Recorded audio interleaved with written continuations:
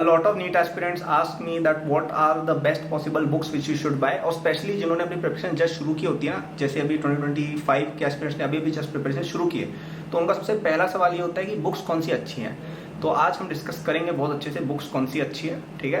लेकिन उससे पहले अगर आप नए हैं सब्सक्राइब कर लीजिए, नोटिफिकेशन ऑन कर लीजिए, क्योंकि यहाँ पे आपको नीट 2025 के लिए बहुत ही अच्छे से आपको मेंटरशिप मिलेगी। कोई चार्जेस नहीं है इस चैनल के, nothing I want from you. Description में आपको हमारे कुछ चीज़ों के लिंक हैं, कोर्सेज वगैरह के, आप उनको चाहे तो ले सकते हैं। बाकी इस मेंटरशिप की कोई आपको कुछ भी नहीं है, ठीक है। It's completely free and you can subscribe for that. तो answer of the best books for NEET is for 99% aspirants answer is no books, ठीक है। The only book that you need for clearing NEET examination, I will tell you two books. First is your coaching books and second is your NCERT. These are the only things that you need for clearing your exams. Okay? इसको समझते हैं हम। तो सबसे पहले आपका, अगर आप नीट एग्जाम का सिलेबस देखोगे, आप नीट एग्जाम के क्वेश्चन पेपर देखोगे पुराने, आपको 99 क्या मैं तो कहूँगा 100% क्वेश्चन आपको NCERT बुक में मिल जाएंगे, स्पेशली बायोलॉजी और केमिस्ट्री में। फिजिक्स में आप फिर भी कह सकते हो अरे न्यूमेरिकल होता है, ठीक है, वो हम फिर भी एक आर्ग्यूमेंट एक्सेप्ट कर सकते हैं। लेकिन biology and chemistry which is 75% of the paper will be straight from NCERT, nothing more than that. तो इवन ये भी एक तरह से आपका रिडंडेंट है, ये भी करने की कोई जरूरत नहीं है, मतलब डायरेक्ट या लाइन टू लाइन उठ के आते हैं, कुछ भी नहीं आपको एक्स्ट्रा करना है, ठीक है। तो first thing you will do this. फिर आपको और चलिए प्रैक्टिस चाहिए, जैसे फिजिक्स में चलिए प्रैक्टिस चाहिए होती है, ऑर्गेनिक में हम मान सकते हैं, आपका ये फिजिकल में न्यूमेरिकल्स करने पड़ते हैं, या जैसे इवन बायोलॉजी में भी MCQ टाइप के क्वेश्चन कैसे करें उसकी भी एक सर्टेन ट्रेनिंग देखो चाहिए होती है। उस पर्पस के लिए हम क्या कर लेंगे, हमारी कोचिंग की बुकलेट कर लेंगे। This is all you need, you can get all India rank under 100 doing just this. कुछ भी और करने की जरूरत है ही नहीं आपको, ठीक है। अब नुकसानदायक क्या होगा वो मैं बताता हूँ। कई बच्चे क्या करते हैं, वो जोश में नीट प्रिपरेशन शुरू करते हैं, उनको लगता है अरे भाई अगली ऑल इंडिया रैंक बन तो अपनी आने वाली, सब बच्चों को ये लगता है, ठीक है। मतलब आज की तारीख में इंडिया में 1 लाख नीट एस्पिरेंट है जिनको पूरा श्योर है कि उनकी फर्स्ट रैंक आएगी, 1 लाख प्लस, ठीक है। तो वो सब लोग ये समझते हैं हम तो ये भी कर लेंगे वो भी कर लेंगे, वो 50 किताबें खरीद लेते हैं, 2-3 कोचिंग में एनरोलमेंट ले लेते हैं ऑनलाइन, ये वो करके, और पढ़ते वो एक भी नहीं है, क्योंकि वो कंफ्यूज हो जाते हैं कि किसी किताब में क्या लिखा है, किसी किताब में क्या लिखा है, तो थोड़ा सा कंफ्यूजन होता है, और इस चक्कर में वो एक भी जगह का ढंग से समझ नहीं पाते हैं। इट इज मच बेटर कि आप कोई एक रिसोर्स यूज करें, लेकिन उसको आप पूरा ढंग से पढ़ें, ठीक है। And that resource can be your NCERT and your coaching का booklets, that's all you need.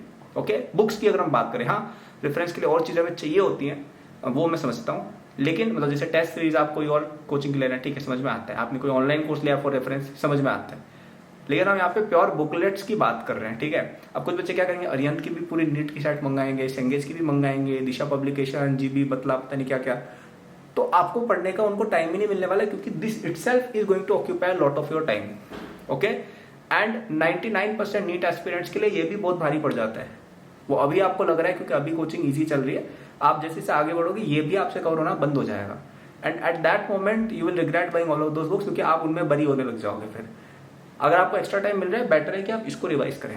अब क्या मैं ये कह रहा हूँ कि बुक खरीदनी नहीं है, मैं ऐसा भी नहीं कह रहा हूँ, मैं कह रहा हूँ कि टॉप 1% कुछ बच्चे हैं जिनको बुक्स लेनी चाहिए। ये कौन से बच्चे हैं, जिनको लेट से ओलंपियाड्स क्रैक करने की इच्छा है, जो थोड़ी सी एडवांस प्रिपरेशन करना चाहते हैं, थोड़ा सा बियॉन्ड सिलेबस जाना चाहते हैं, इन बच्चों के लिए अपन बुक्स बिल्कुल सजेस्ट कर सकते हैं। लेकिन क्या आप वो बच्चे कैसे, मैं बताता हूँ। अभी आपके कोचिंग में टेस्ट होंगे, 1 या 2 टेस्ट हो गए होंगे, क्या आपके अपने कोचिंग के टेस्ट में 80%, 90%, 95% इस तरह के नंबर आ रहे हैं? मैं तो कहूँगा 90% मानो नीट के लिए।